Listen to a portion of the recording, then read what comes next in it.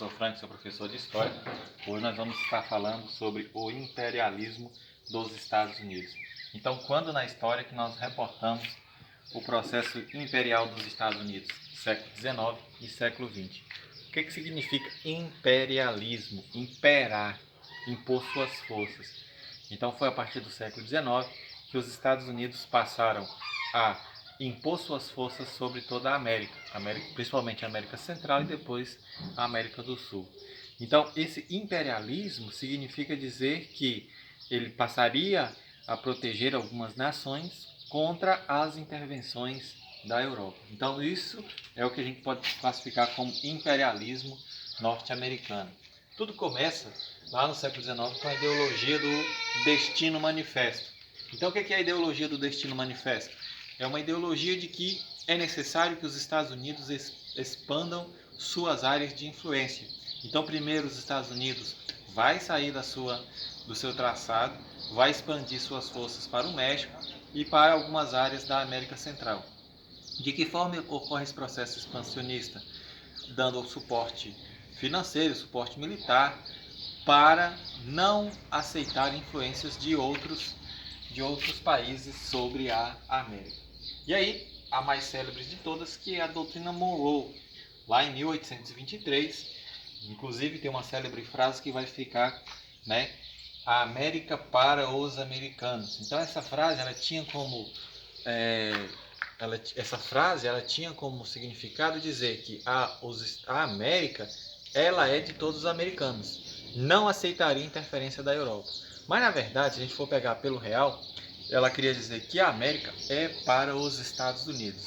Então, os Estados Unidos queriam exercer sua força sobre a América para que ocorresse o fortalecimento econômico dos Estados Unidos a partir da América. De que forma que os Estados Unidos conseguiram esse crescimento dentro do continente americano? Financiando militarmente, né, dando suporte para as independências. Então isso fez com que os Estados Unidos criassem influência sobre o continente. Vale ressaltar que uma das primeiras missões foi em 1899, quando os Estados Unidos entraram em guerra com a Espanha. Então até 1899, Cuba é uma ilha, né? Cuba era uma colônia da Espanha. E até então os Estados Unidos começaram a manter uma relação de boa vizinhança com Cuba. Cuba, então, recebeu um avião dos Estados Unidos, né, avião militar, mas com poucos dias esse avião militar foi totalmente destruído. Isso foi o pico para que os Estados Unidos declarassem guerra à Espanha e de lá de Cuba, Estados Unidos e Espanha começaram a se enfrentar. Os Estados Unidos saíram vitoriosos e conseguiram a independência de Cuba. Com a independência de Cuba, nós vamos observar uma situação. Cuba vai ter uma dívida com os Estados Unidos. E dentro dessa dívida, Cuba cede uma das suas ilhas para os Estados Unidos, para que os Estados Unidos construam a chamada base militar de Guantánamo. Então, a base de Guantánamo está sobre o território cubano, só que é uma base dos Estados Unidos na América Central. Então isso vai fazendo com que os Estados Unidos vão criando força militar e impedindo a entrada dos europeus sobre o continente americano. Vale ressaltar também uma outra política chamada política do Big Stick. Big Stick significa grande porrete. Isso, então, foi desenvolvida pelo então presidente Roosevelt. Então, a política do Big Stick significa política do grande porrete. Política do grande porrete significa impor força contra a Europa. Então, a grande inimiga desse processo era a Europa, para que a Europa fosse totalmente expulsa do continente americano. E é claro, expulsando a Europa do continente americano, os Estados Unidos passariam a exercer a sua influência.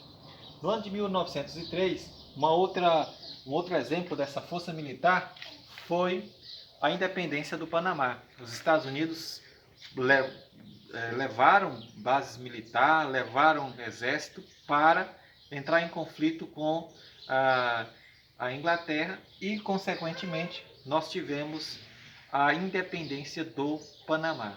Com a independência do Panamá, nós vamos verificar o seguinte: os Estados Unidos também terão força sobre essa região.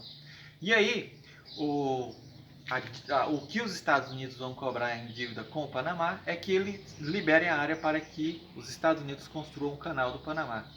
É interessante que o Canal do Panamá ele vai ligar os dois continentes, ele vai ligar dois oceanos, né? Então ele vai ligar pelo centro do globo o Oceano Atlântico e o Oceano Pacífico. Então isso vai fazer com que, com a independência do Panamá, seja construído o Canal do Panamá e os Estados Unidos sejam o único controlador dessa área de navegação, ligando Europa, né, com a Ásia, então encurtando o trânsito de navios. E o único controlador desse processo será os Estados Unidos, retirando a Inglaterra desse processo, freando o desenvolvimento econômico da Inglaterra.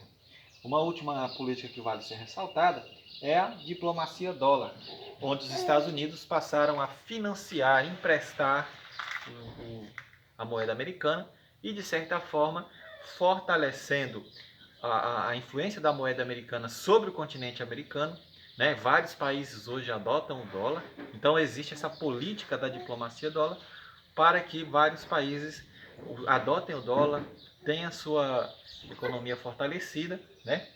E isso em si, né, é o exemplo do que foi a chamada imperialismo norte-americano, né? Então